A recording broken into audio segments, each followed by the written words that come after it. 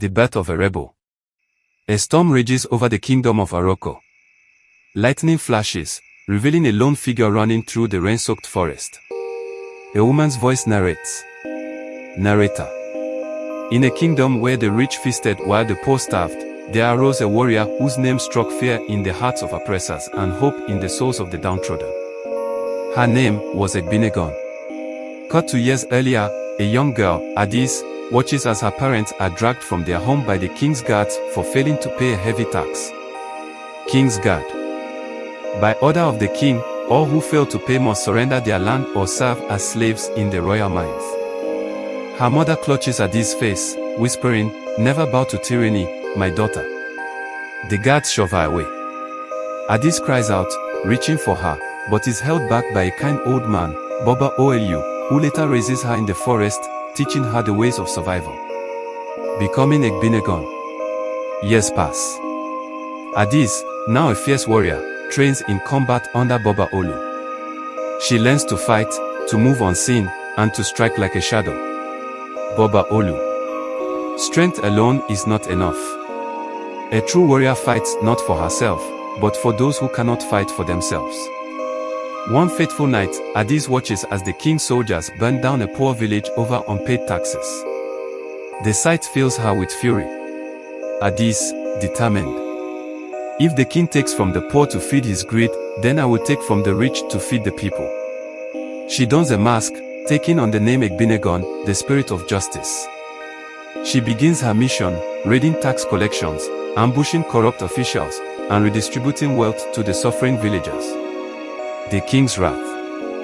The king, furious at the losses, commands his warlord, Oberimo, to hunt down Igbinogun. King Adeyemi. She mocks my role. Find her, and let the people watch as she is broken before me. A trap is set. Igbinogun is ambushed while saving a family from execution. Outnumbered, she fights fiercely but is ultimately captured. The trial of Igbinogun. Chained before the king and his nobles, a battered but unyielding Igbinogun stands tall. King Adeyemi. You are nothing but a thief, a criminal. The people you fight for will forget you. Igbinogun, smiling. If I am a thief, then you, my king, are the greatest thief of all, for you steal their hopes, their lives, and their freedom. The crowd, once silent, begins to murmur. The king orders her execution at sunrise. The people's uprising. That night, whispers spread through the land. Inspired by Igbinogun's bravery, the people rise in rebellion. Villagers storm the palace, led by those she once helped. Villager. We will no longer bow. We are Igbinogun. Chaos erupts. The king's guards are overwhelmed. Igbinogun, freed by her allies, confronts the king. Igbinogun. The throne does not make the king. The people do. The king flees, never to be seen again. The people, victorious, crown a new leader, one of their own, chosen by the will of the people. The legend lives on.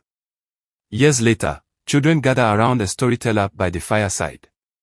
Child. Did Igbinogun ever return? Storyteller, smiling. Some say she still walks among us, watching over the land. Others say she became the wind itself, whispering the spirit of freedom to those who will listen. But one thing is certain, whenever injustice rises, so too shall the spirit of Igbinogun.